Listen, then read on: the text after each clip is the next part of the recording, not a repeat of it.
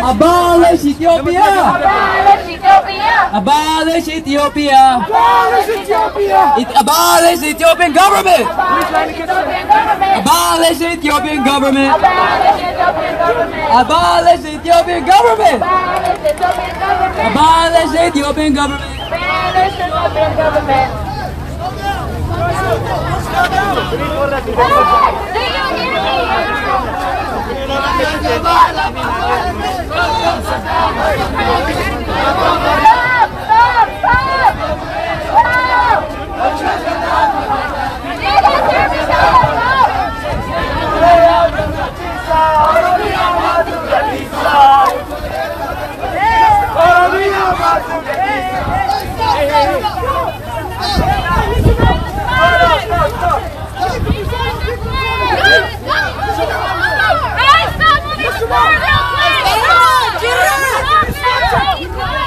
Listen up! Guys, what happened to listening to each other? Where's the line? I don't want anybody running on the side in the front. I need you guys to get to the back behind the flag. Is that clear? This side. Guys, if we can't listen to each other, there's no talking about. We gotta be one, united. Open your ears. We're not kids, right? Open your ears and let's listen to one another. Jirtuu! Shayitaanni akka nu seennaga. Shayitaanni nu keessa jiranii beeytaniimi. Nu fakkaateen nu keessa jiranii beeytaniimi. Alaabaa keenya barateen nu keessa jiranii beeytaniimi. Kanaafuu dura ba'ee akka nu hin jeeyne. Kanaafuu ijoollee dura deddeemtu sana piliis akka dhageeffatan. Piliis namni hundinuu akka dhageeffatan. Suuta haa yaanu. Let me say one thing to you guys. When we start singing, I don't want you guys moving forward one way. If you understand where you at, hold your place. If you're in the front, I need you guys to be clear and pay attention to me. You guys are leading the crowd because you're in the front.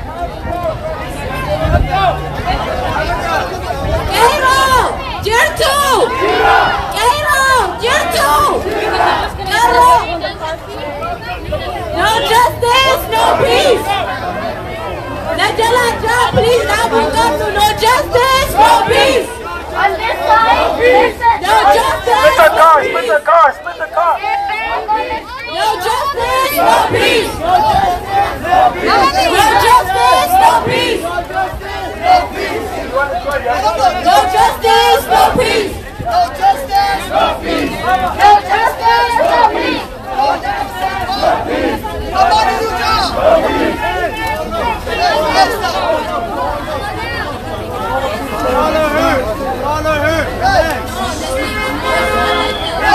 Guys, in the front, on this side. I don't know how many times I have to tell you this. You guys please stay on this side. Stay on this side.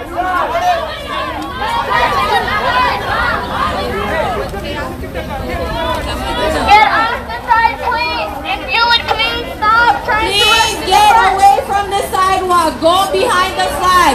We need to stand in unity. Everybody needs to be behind the flag. Please let's listen to one another. Listen to the people on the vest and the people that have the white bandana. Listen.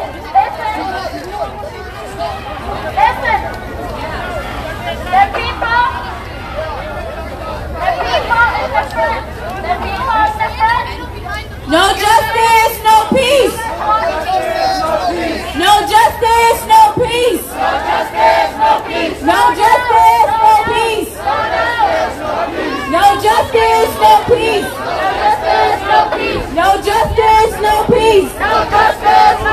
No justice, no peace. No justice, no peace. Free oromiyaa. Free oromiyaa. Free oromiyaa. Free oromiyaa. Free oromiyaa. Free oromiyaa.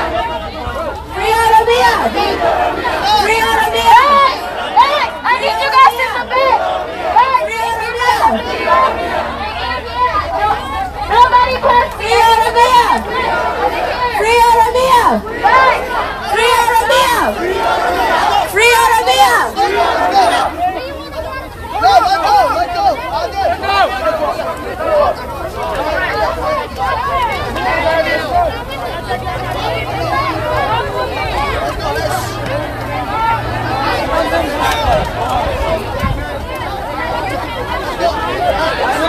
Down, down, Abiy! Down, down, Abiy! Down, down, Abiy! Down, down, Abiy! Down, down, Abiy! Down, down, Abiy! Down, down, Abiy! Down, down, Abiy! Down, down, Abiy! Down, down, Abiy! Down, down, Abiy! Down,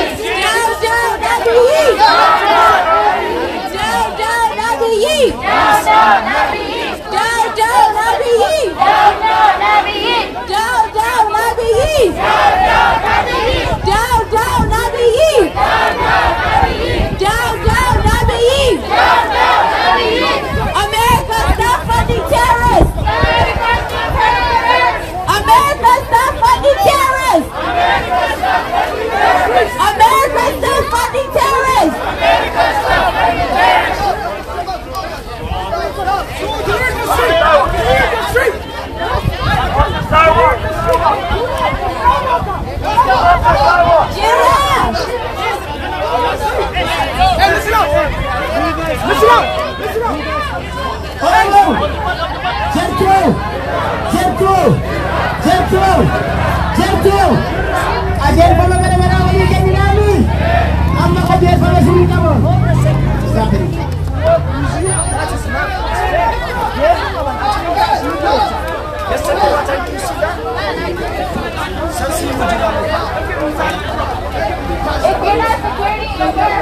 All right, listen carefully. Dhageettanii ilmi Oromoo qeerroo dhageettu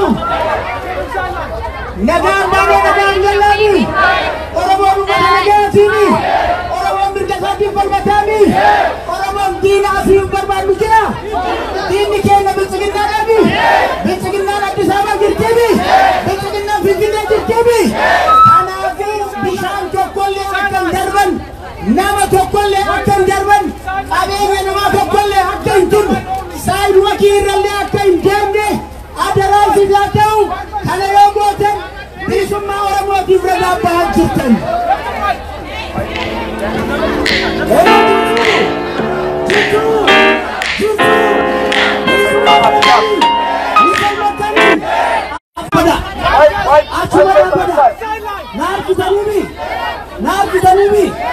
Namni security ema jirtu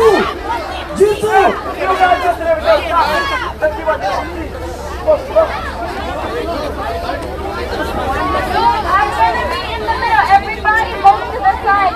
Everyone dua kana jirtan isini tutu egu qaba isini deemu qaba obsa waan isaan jaan dhagiya warra dura kan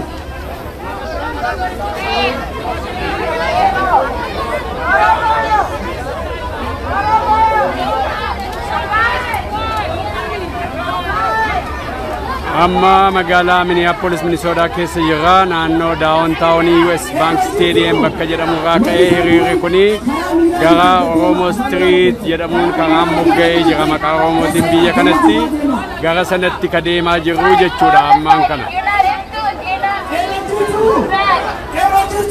you guys move to the side?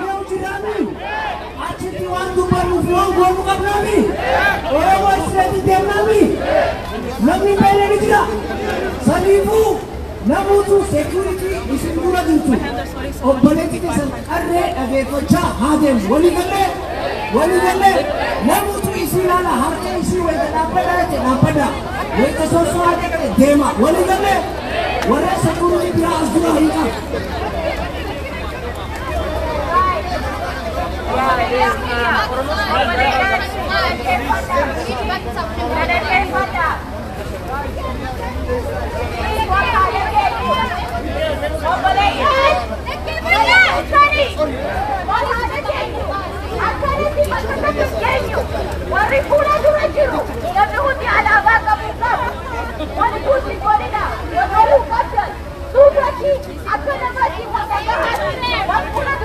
Stop wasting time!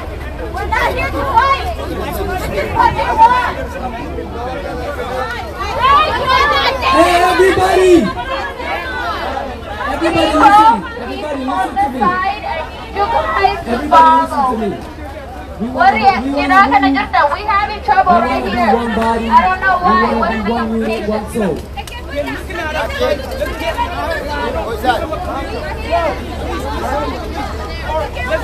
Please listen to the organizers. I need you guys We are here over to keep here. you safe. Please push it back. Can you guys please push it back? Everybody on the side, Please be push it gentle. back. They are still your brothers and sisters. Let's be gentle. You too! You too! Can you see that? Alaabaa kam? Maal deene? Aye, ganyan, please wala ganyo. Okay, mani ana. Down, down, Abiyi. Down, down, Abiyi. Down, down, Abiyi. Down, down, Abiyi. Down, down, Abiyi. Down, down, Abiyi. Abi, Abi, Abi. Must go. Must go. Must go. Must go. Say his name. Say his name. Hajalu. Say his name. Hajalu. What's his name? Hajalu. What's his name? Hajalu. Say his name. Hajalu. What's his name? Hajalu. Say his name. Hajalu. What's his name? Hajalu. What's his name? Hajalu. What's his name? Free. Free. Free. John Muhammad. John Muhammad. Jar Mohammed. Free. Free. Bakala Garba. Bakalagarba. Bakala Garba. Bakalagarba. Free. Free. Free. Hamza Wario. Hamza Wario. Hamza Wario. Hamza Borana. Hamza Borana. Hamza Borana. Free. Free. John Muhammad. Jar Mohammed. John Muhammad. Jar Mohammed. John Muhammad. Jar Mohammed. John Muhammad. Jar Mohammed. John Muhammad. Free. Free. Abdullah Gaza. Diragasa. Free. Free. Abdullah Gaza. Abdullah Gaza. Diragasa. Abdullah Gaza. Diragasa. Abdullah Gaza. Diragasa. Oromo lives matter. Oromo lives matter. Oromo lives matter. Oromo lives matter. Hey, does Oromo lives matter or not? Yes. I can't hear you. Yes. Right? Yes. Is that your life too? Yes. Does your life matter? Yes. Is your life sacred? Yes. Then Oromo lives matter, right? Say it loud and say it proud, right? Oromo lives matter. Oromo lives matter. Black lives matter. Black lives matter. Oromo lives matter. Oromo lives matter. Black lives matter. Black lives matter. Black lives matter. Black lives matter. Oromo lives matter. Oromo lives matter. Stop pushing each other. If you're in the front, push one another. You're leading the march. If you're not leading the march, if you're in the front, make sure everybody is even out. I shouldn't have to scream at you. This straight line front. I need you guys to be straight. Stop moving. Watch each other. Guys, watch each other.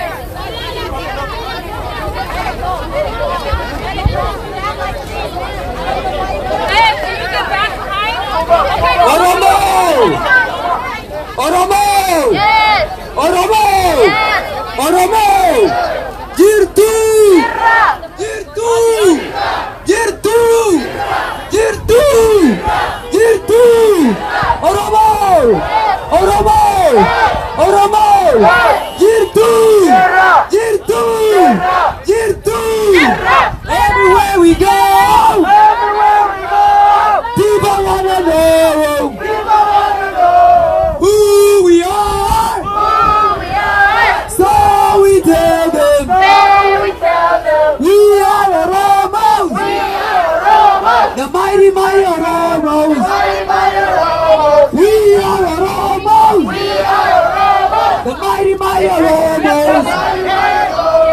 Everywhere we go, people wanna know who we are. So we Back it up, back it up, back it up, back it up, back it up. Hello, Jirtu. Namni tokkolleen akka kaleessatti yoo hawaa balleessan taate iji qeeroo tuutalette bishaan ilaalu jirtu jechuudha. Ina keessaniimi qabeenya namni takkatti namni ija baase arraan tana saba isaatiif namni isaatiif waan dhaabbatee hin qabu. Walii gallee haga Oromoo siree deemnee achi biratti dhaadannoo goonee waan barbaachisu hunda dubbanna. Walii galleemi namutu waan takka goonuufi saayibookiin agabbaa oloolii Hello, Jirtu. Guys on the side. Abbaan qeerroo eenyu? Abbaan qeerroo eenyu? Abbaan qeerroo eenyu? Abbaan qeerroo eenyu? Abbaan qeerroo eenyu? Abbaan bilisummaa eenyu? Abbaan qeerroo eenyu? Abbaan keenya eenyu? Hundeessaa keenya eenyu?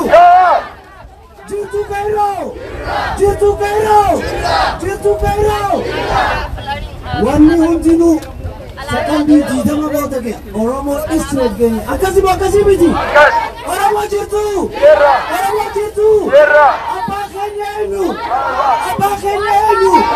abbaa keenya eenyu eenyu nu miidhe eenyu nu jeese eenyu biyyaa nu baase eenyu lamatee nyaate eenyu nu jeesu jira eenyu barataa jeesu jira eenyu Hacaaluu ajjeese maal godhuu qabna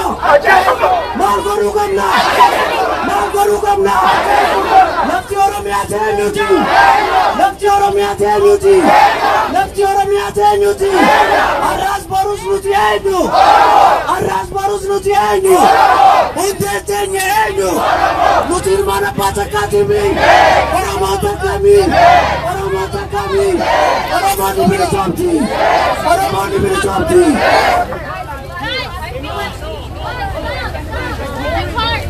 Justice Hacaaluu! Justice Hacaaluu! Justice Hacaaluu! Justice Hacaaluu! Justice Hacaaluu! Justice Hacaaluu! Freedom Oromiyaa! Freedom Oromiyaa! Freedom Oromiyaa! Freedom Oromiyaa! Freedom Oromiyaa! Freedom Oromiyaa! Oromo for freedom! Oromo for freedom! Freedom Oromiyaa! Oromo for freedom! Oromo liberation! Oromo liberation! Oromo liberation! Oromo liberation! Black liberation! I need you guys to get back, please. Black liberation! Black liberation! Black liberation! Can you have them get back on the mic? Hordoftoota keenya daqiiqaa tokko booda Oromoo Streetii keenya. Kuni hawaasa Oromoo Minnesota keessa jiraatu ajjecha weellisaa Hacaaluu Hundeessaa fi rakkoo Oromoo biyya sana keessa gahaa jiru. Walumaa galatti mormii sanaaf hawaasa baheedha. Egaa gaafa Hacaaluun du'eessi har'aan guyyaa afuraffaa haala kanaan itti jira. Achuma dhaabbadhu. Down, naftanya. Down, naftanya. Naftanya. Down.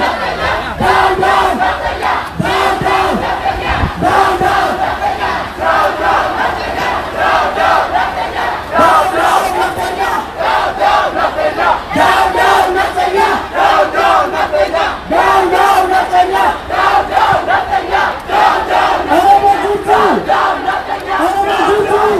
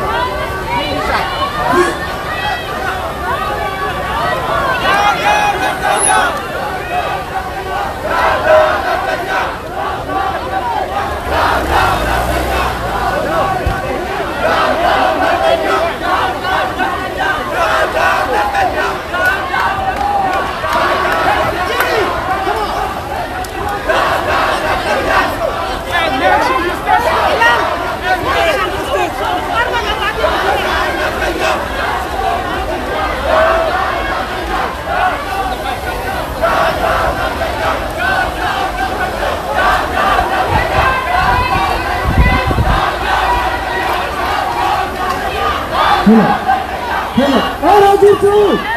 Ero jirtu! Ero jirtu! Media nu daawwachaa jira dhageeffadha. Ero jirtu! Ero jirtu! Fi Jawar Mohammed! Fi Jawar Mohammed! Fi Jawar Mohammed! Fi Jawar Mohammed! Fi Bagala Garba! Fi Bagala Garba! Fi Abdi Ragazan! Fi Abdi Ragazan! Fi Hamza Borana! Fi Hamza Borana! Fi Hamza Borana! Fi Hamza Borana! Fi Adwal Amin! Fi Adwal Amin!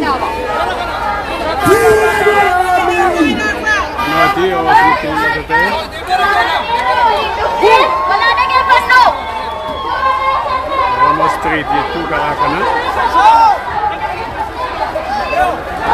si jalqabee si ol deemaa jechuudha.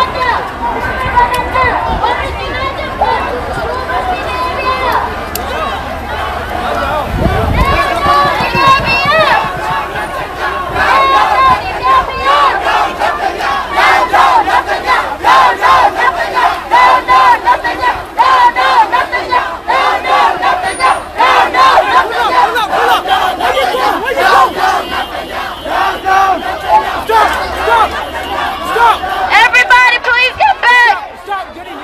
Guys!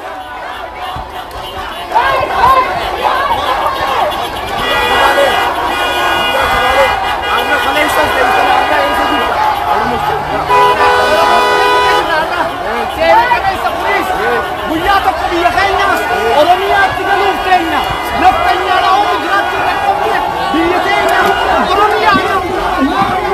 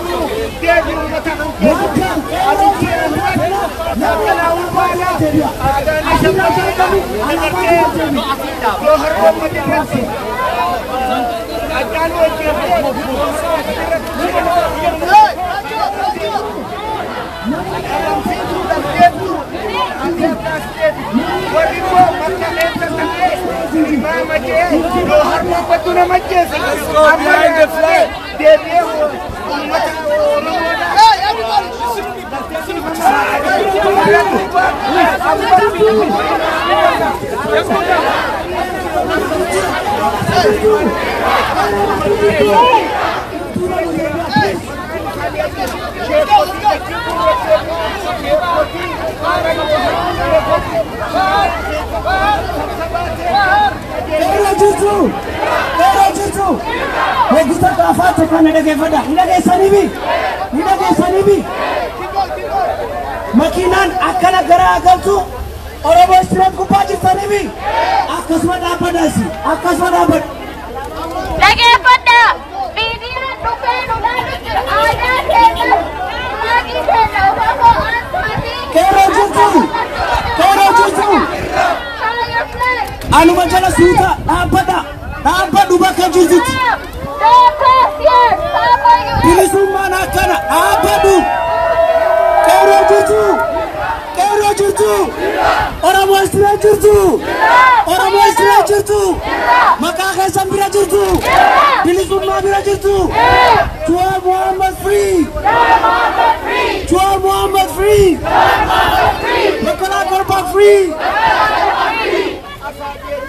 Yo, everybody, let me tell y'all something. Let me tell y'all something.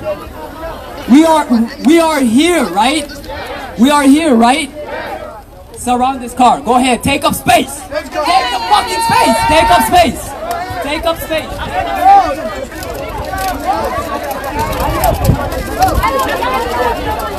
Jaarsotiin biyya jirtu. Ammallee jaarsotiin biyya jirtu.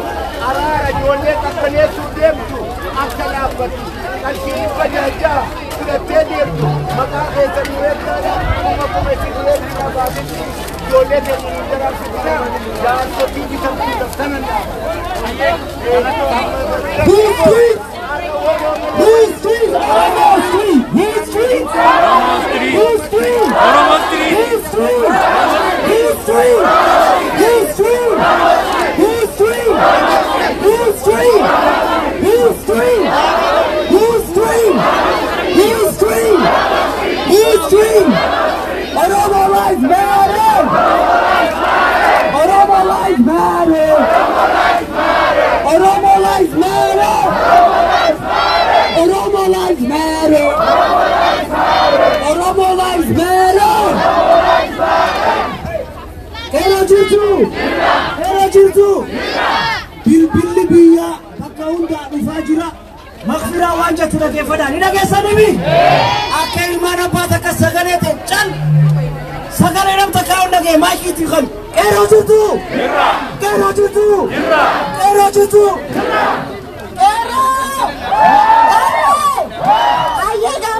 Street if do it, we're gonna move on the side. Side you gonna as David. Again, Fada. Ero. Arre.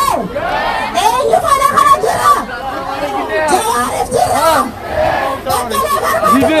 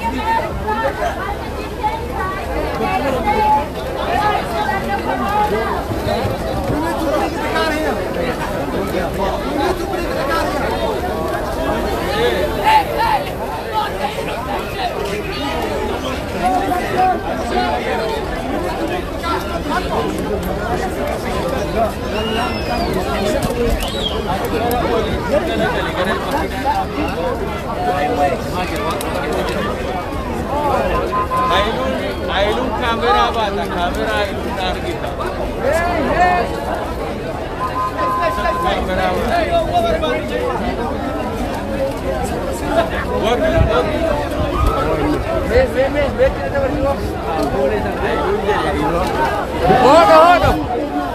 Hodo.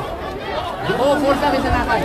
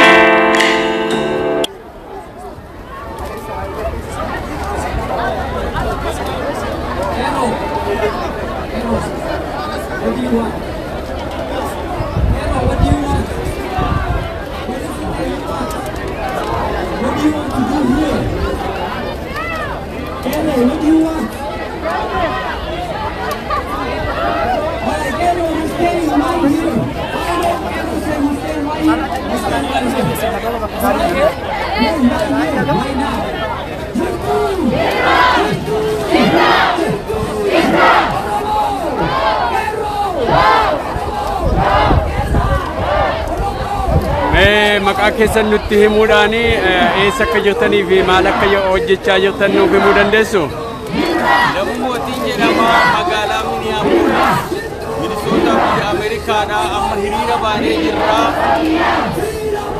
Qabsaa'aa keenya haa jaallu akka warri isaa galaafatan seeratti dhiyaatuuf gaafachaa warri hidhaa jiru qabsaa'ota Oromoo akka jaallatanii rakkaasaa fa'aa akka hiikaman gaafachaa Oromoo maraaf akka nagaam akka mirga Oromoo eegamu biyya Oromoon abbaa qeesaa abbaa lafasaa akka abbaa qeesaa abbaa qabeenyasaa akka ta'u an fedheen akka bulu akka biyyaatti akka jiraatu kolonii jalaa akka ba'uuf addunyaatti mataa jirraa kunoo gaazexeessota faranjootaatu bira darbaa jira isaanillee nu waraabaa jiru.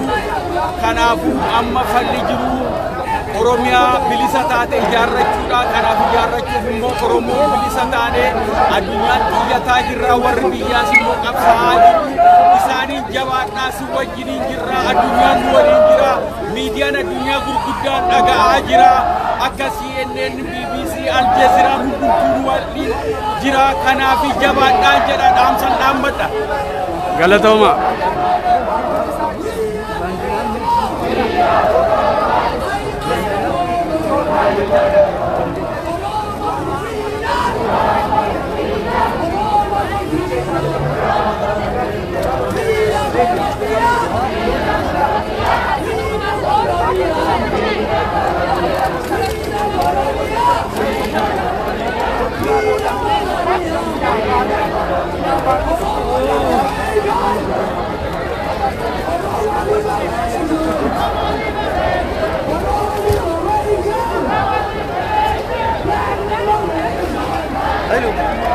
Jirta.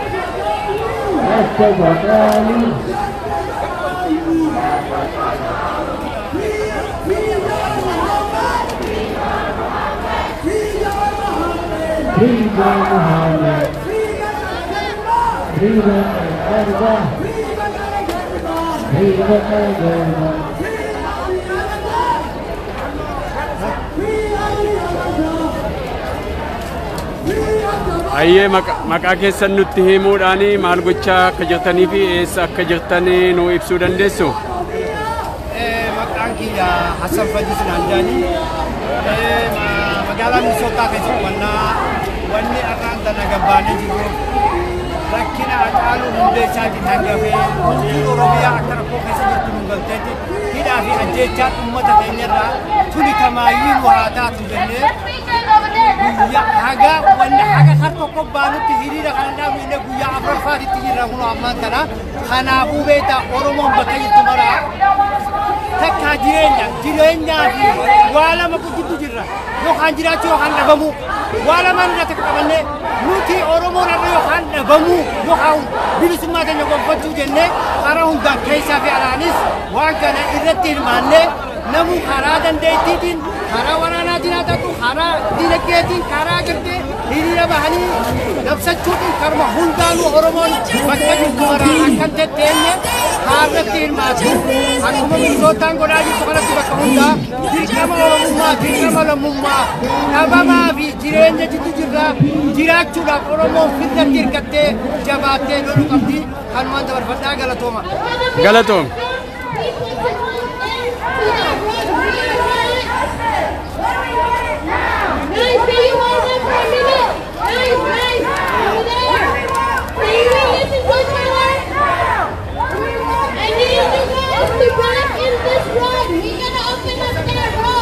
You don't want to get hit.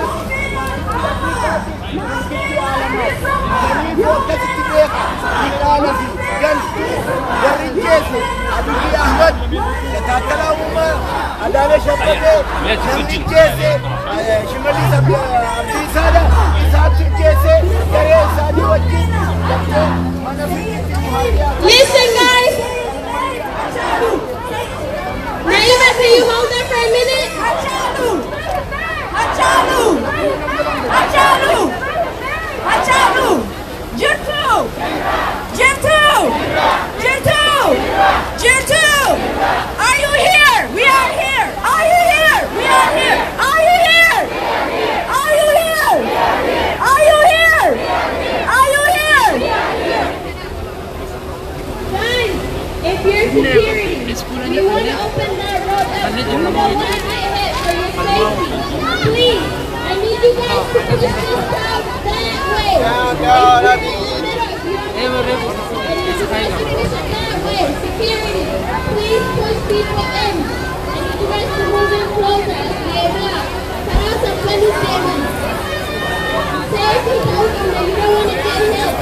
Down, down, Naftanya. Down, down, Naftanya. Down, down, Naftanya. Down, down, Naftanya. Down, down, Naftanya. Down, down, down, down, Naftanya. Down, down, Naftanya. Down, down, Naftanya. Aye, duraan dursa mee maqaa kee natti himiti.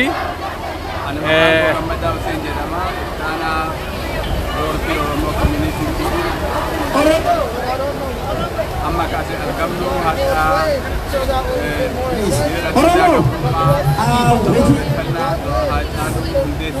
amma hojii qajeelfamaa qaba. Karaa kanarraa banuu qabdanii ajaja fudhannee amannu warri karaa kanarratti akkana deebi'a. Kana booda immoo achirra dhaabattee yoo qabamtee deemte ofii keetii badii galatti. Kanaaf karaa kana banaa karaan istireetiin banamuu qaba karaan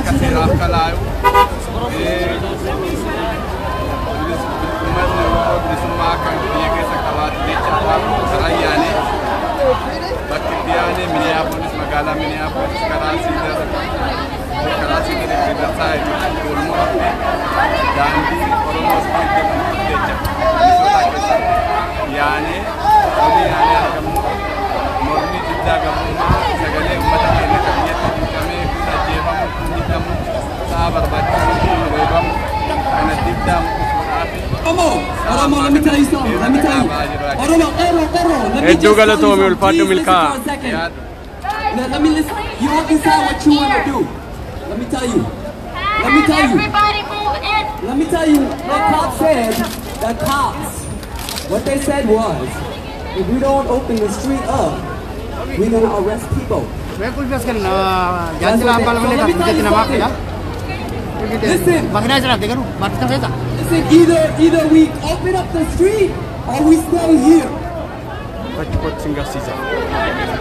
Hey, listen. Aaron, what do you want to do?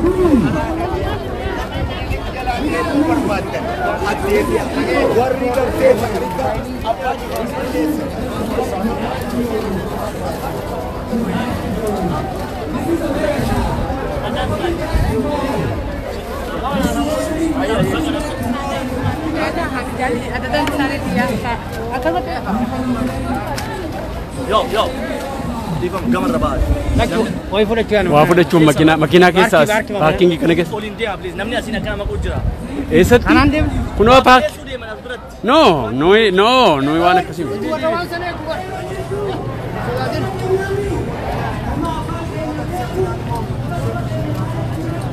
Ila? Makiinaa diimaa kunno. Kunoo asiin gadi galagala. Oh, it's we are selling it if you want to buy. Here. Kuno la? Kuno makiinaa diimaa sana. Koi kuno ho. Ela bana mergite? Dudduuba jira qollafuun irraanfatiin alaabaanis jira achuma. Alaabaa peestaalitti naqeen jira. Dibaabeen baay'ee miti. Yeah, I want to support the icon. Oh, okay, go get it.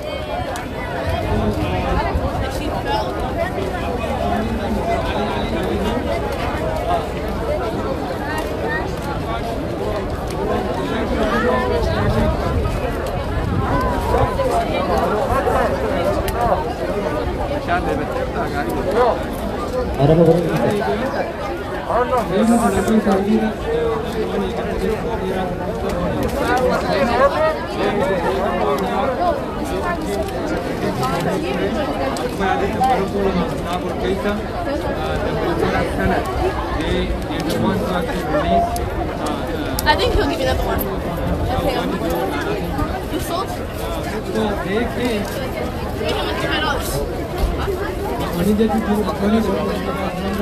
The resolution was removed by Minnesota, right? No, I really actually the money was to we can come to Oromo Street and come to the Oromo. If they're here, we want them to come forward and start moving. Okay? So, from Ilahan, Congresswoman Ilhan Omar, we have these two who came and talked to us. The chief of staff from Minneapolis, Mr. Ise is here, Mr. Ise. Mr. Ise, come to with me. And then there is a brother who is running. Mr. Ise, what? Come. While Mr. Ise is coming, do we have Senator Fang's office? Senator John Hoffman? Senator John Hoffman? Senator Kerry Giziak? Of Ilhan Omar. And I'll give it to Ali while Ali is here. And if this brother is also running, sitting also, I'll give it to Ali. You know we are here for us, right? We also know that we want our voices heard, right? They are not here to speak to us, they are here to listen to us, right? Let's give them a little bit of ear. And officials that are here, whether running or not, you do not have a lot of time. We have respect for you as human beings, but listen, do not waste our time. Yes! Respect our time. We are not here for you. Yes! You are not here for us. Right? Respect our time and keep it very short. Okay?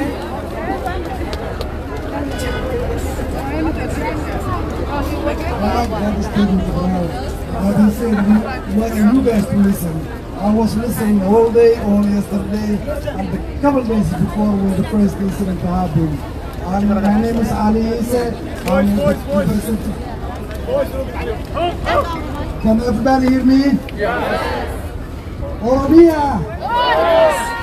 My name is Ali Ise. I'm with the Congresswoman Ilhan Omar's office. I'm very delighted to come here. It's not the best situation to be gathering, but we have to do what we have to do to make sure justice is here. I was at the state capital today. I want to thank the Oromo community and the leadership for engaging our office. Our office responded quickly.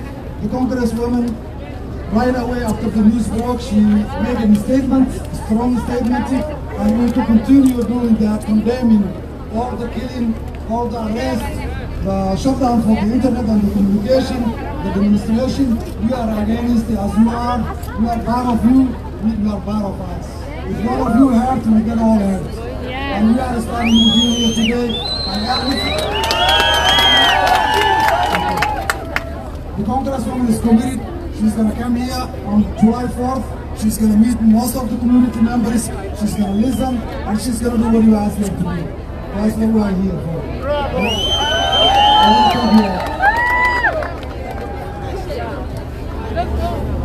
Okay, our brother here is running for city council, is that right? And he represents Cedar Riverside. Cedar Riverside. How many of his neighbors are Oromo? How is he concerned? We need to know from him too. Okay, oromiyaa. I want to tell you, Oromo community and Somali community are brothers. We are brothers and we have to help each other. I live here and work here for 24 years. Wow! I really am mad when my grandmother, who's my neighbor on C building, tells me she doesn't know where our children is, where our children are, our family, because there's no telephone, no internet.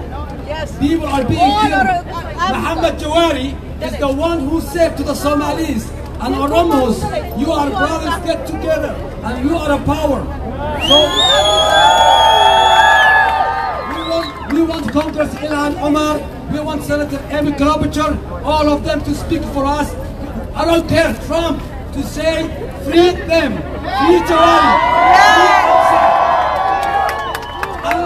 Unless we unite, unless we use Brian, unless we start here to unite, to grow all the way to Ethiopia and bring our communities, we will continue to be victims. Let's unite.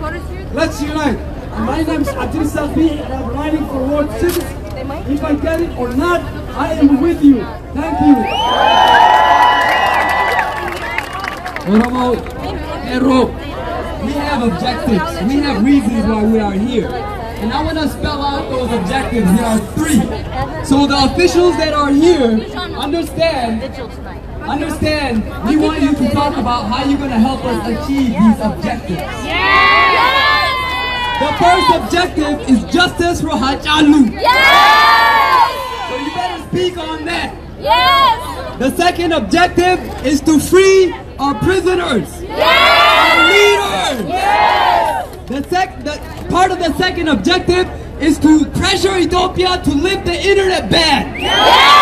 People are being killed in darkness. There is no information. They're being killed, and the rest of the world, the rest of the governments are just sitting back and watching. We know they're dying. We know our people are dying. Speak on that. The third objective is dismantle the Ethiopian government. Dismantle, break down, take apart the Ethiopian government. Take down Abiy. Take down Abiy. So speak.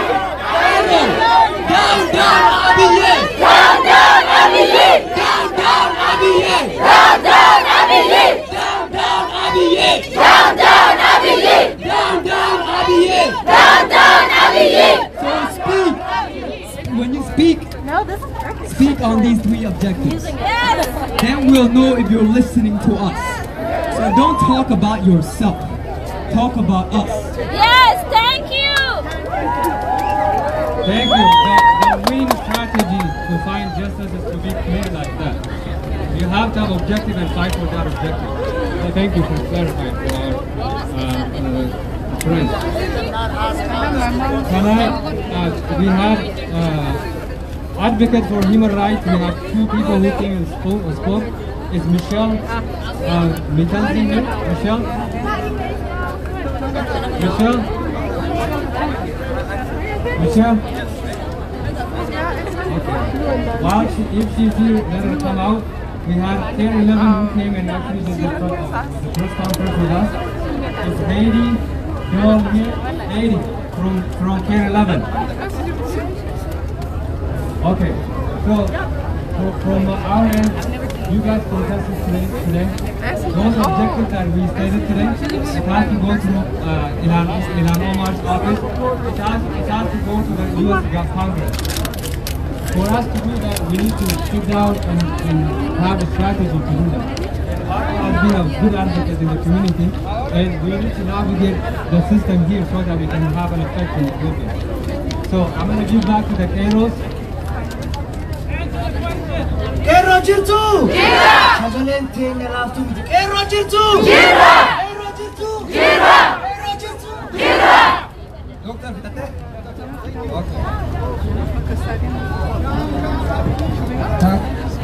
Tak. Ilagema. Ilagema. Jirtu. Jira! Jirtu. Jira! Jirtu. Jira! Jirtu. Jira! Jirtu. Jira! Jirtu. Jira! Jirtu. Jira!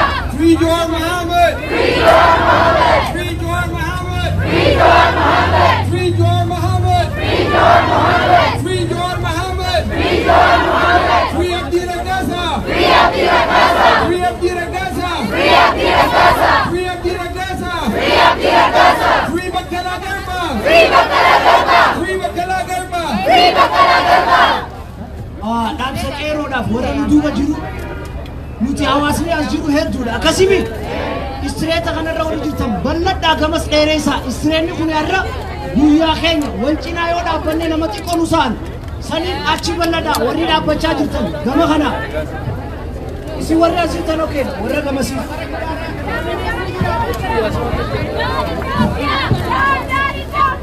Down, down, Ethiopia! Down, down, Ethiopia! Down, down, Ethiopia! Down, down, Ethiopia! Down,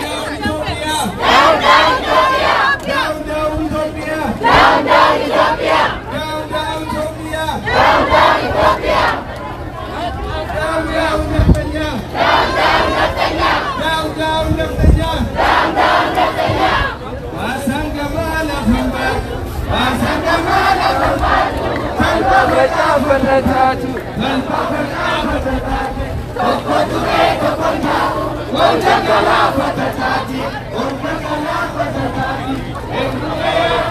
Oromiyaa maaltu naqqisa? Oromiyaa maaltu naqqisa? Basangama lafa baatu danba facaafataka tokko du'ee tokko ta'a wanta galaafataka eenyuleya Oromiyaa maaltu naqqisa?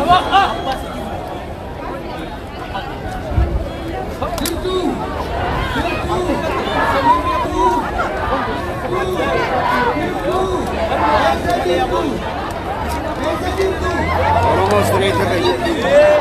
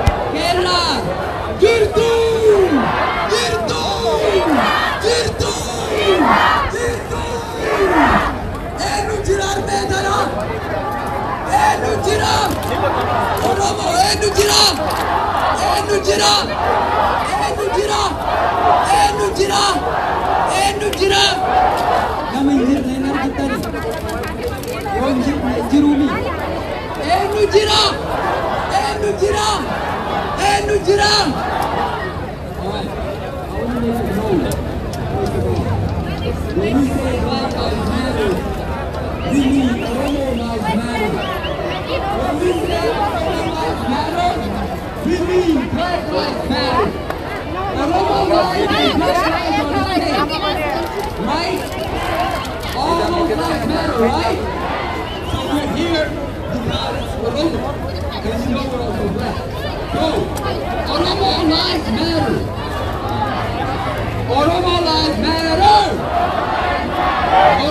lives matter.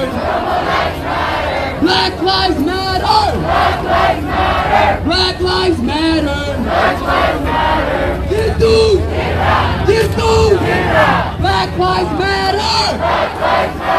Black lives matter. Black liberation. Black liberation. Oromo liberation. Oromo liberation. Oromo liberation. Oromo liberation. Oromo liberation. Oromo liberation. Freedom for oromiyaa. Freedom for oromiyaa. Freedom for oromiyaa. Freedom for oromiyaa. Everywhere we go. Everywhere we go. Everywhere we go. People wanna know. People wanna know. People wanna know. Here we are. Here we are. So we tell them. So we tell them. We are Oromoo. Mighty, mighty Oromoo. No justice, no peace. No justice, no peace. Stop killing Oromoo. Stop killing. Mee maqaa keenyatti muudhaan maal akka gochaa jirtan?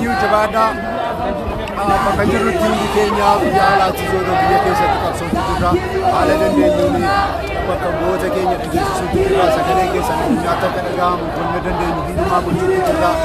Yeroon bakka jirtanitti jabaadhaa. Qabsoo keessanitti dhufaa. Bilisummaan dhimmoodha. Bahuun jirtu waan kaffalamuu qabu hunda kaffalle. Yeroo xumuraadhaaf bakkeetti baay'ee yeroo xumuraadhaaf bilisummaa keenya labsachuu qabna. Injifannoon uummata Oromoo. Galatoomi maqaan keenyu maqaa keenya himuu dagatte. Galatoomi jabaadhaayee.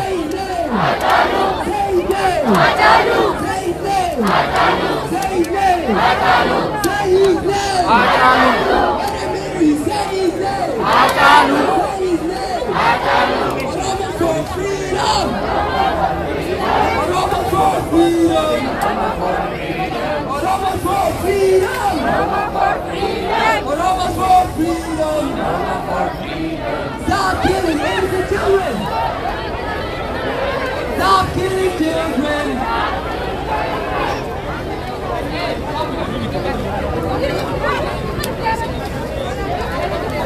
Ero! Nama dubbatu hin fedhu jira!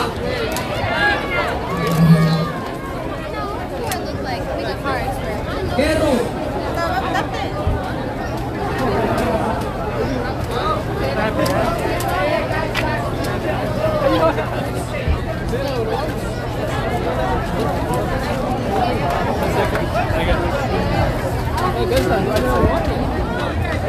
Oromoo!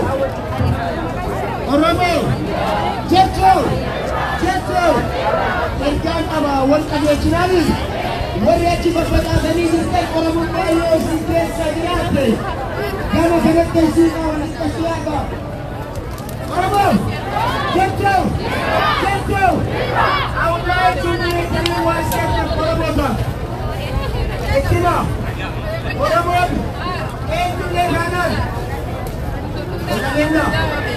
Namni oomisha fiigaa jirtu, whether you are a white person, a black person, a somebody, Oromoo, we don't need you. We don't want to hear you. Ourselves not for you. We want to hear what you gotta do right now. But what is going on in Ethiopia? We don't want to hear you. Tell us, we don't talk for you. We don't talk for you. If you don't, you will get nothing with us. If you ever speak, talk about the gun. If you ever speak, talk about the dictatorship in Ethiopia. If you ever speak, talk about how to stop fighting the dictator government. Otherwise, you are not with us. We don't work for you. We, Oromoo, Oromoo, Oromoo, Oromoo, Oromoo,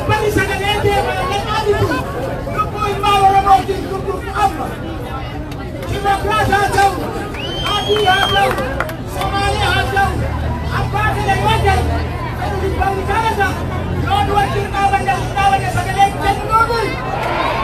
Dhaga'aniifi. Eenyutu barbaadu?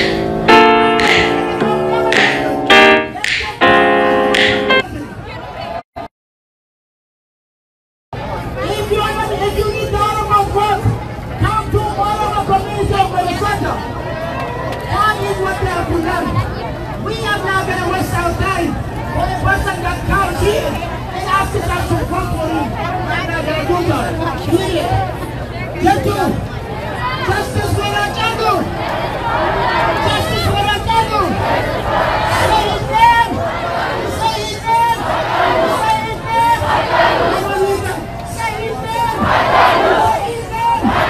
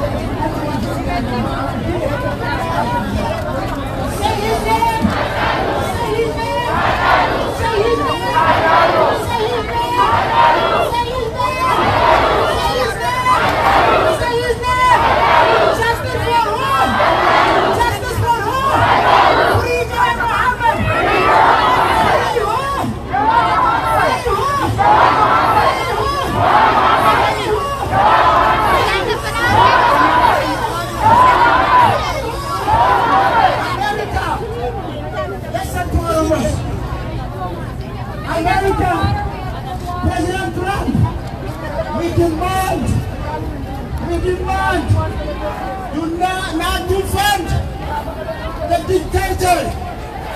America, stop funding Abiy Ahmed. America, we, the Oromos, American citizens, asking you to stop funding the killer. Abiy Ahmed. The killers. Abiy Ahmed. The counter. Abiy Ahmed.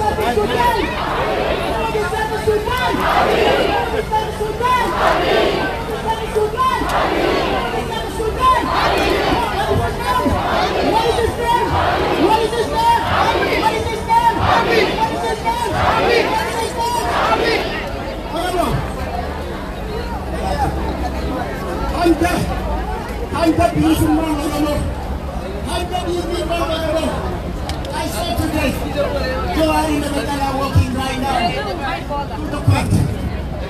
Joari Nabatala, did they commit any crime? Did they commit any crime? They fight for our freedom, right?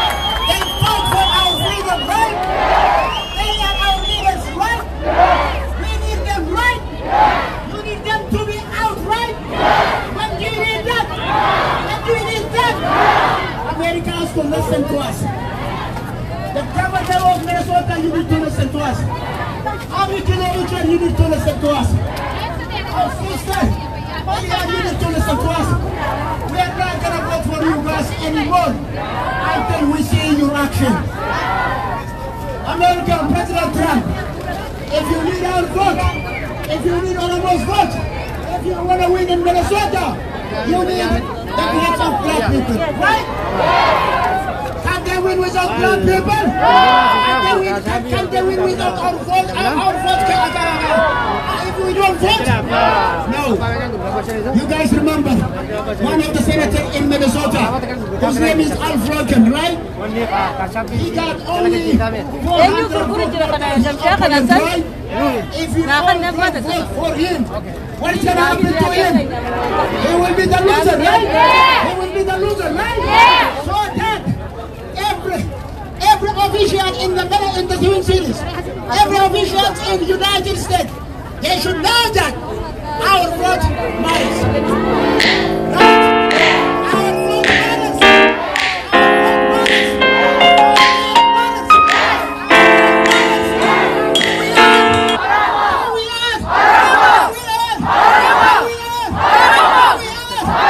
Thank you so much.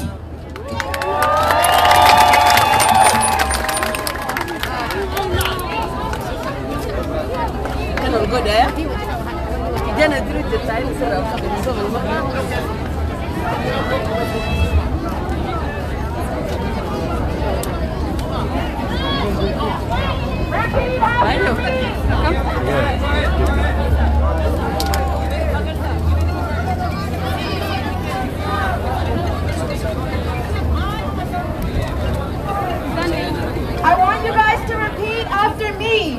Oromos united will never be divided. Oromos united will never be divided. Oromos united will never be divided.